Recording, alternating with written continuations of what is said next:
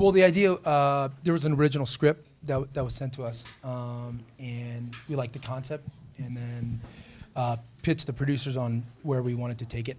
So we did a bunch of drafts, and then gave it. And changed it from page one. Yeah, basically. changed from page one. Yeah, pretty much, probably 30, 40 drafts. By the time we got we were shooting.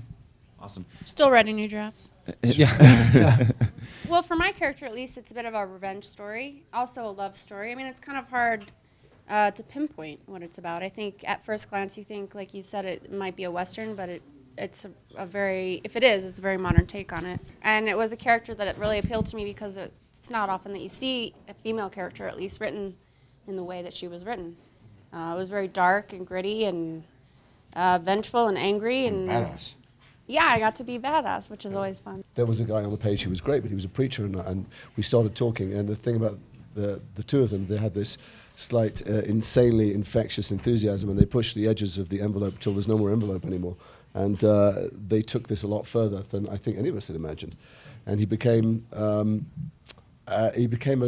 creature of all of our nightmares, because he's so certain that God has enabled him to do the things that he does, that there are literally no things that he cannot do to other human beings. So it's only our second movie, so I would imagine you're always working within certain financial and economic limitations, but it really comes down to streamlining things and figuring out what is exactly what you need, what don't you need, and then making decisions quickly. You really don't have time. You have to make your days. And we actually started with a 25-day shooting schedule, and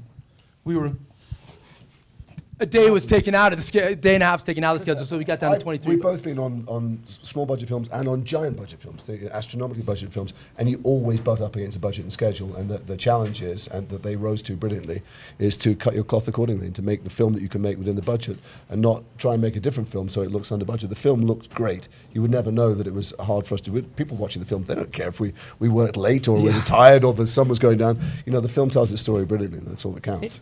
And our crew, I gotta say about our cast and crew, like, you move as fast as your crew, wants to move, and we had just a tremendous team out there.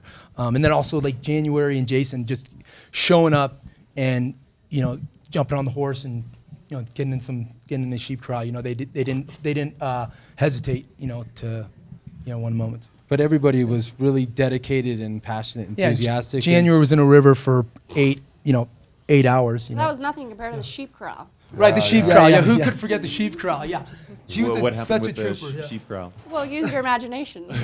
I was just on my hands and knees with pushing sheep around with shit everywhere. And this is indie filmmaking, so there weren't quite enough sheep. So we said we need more sheep. They said there'll be another 100 sheep here tomorrow, and sure enough, the next day there were 8 extra goats with horns. Yeah, and you couldn't see them, but suddenly when a sheep chases you down, it's very different from a goat chasing you down. We were so upset because every time there was supposed to be a corral, packed with sheep, and it looks that way. It looks that way, but every time we moved the camera, we had to move the sheep, and so our it's worse than herding cats. Yeah, our construction guys on set were literally running around with the power tool, going up with the drill, pulling the boards. No one got hurt in the filming of not drilling the except sheep. for me. Not drilling, moving the gates of the sheep.